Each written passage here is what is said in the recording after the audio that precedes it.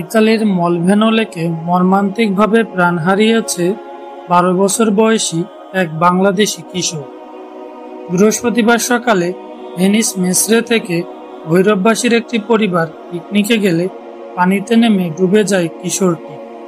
তার বাড়ি কিশোরগঞ্জের ভৈরবের শম্ভুপুর গ্রামে।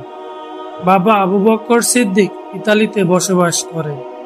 দীর্ঘ 2 ঘন্টার অনুসন্ধানের পর ইতালির ডুবুরি দল পানির তলদেশ থেকে তাকে উদ্ধার করে হেলিকপ্টারে হাসপাতালে পাঠায়। তবে চিকিৎসকদের সর্বোচ্চ প্রচেষ্টা সত্ত্বেও তাকে মৃত ঘোষণা করা হয়। এ ঘটনায় পরিবার সহ প্রবাসী বাংলাদেশি সমাজে নেমে এসেছে গভীর শোকের ছায়া।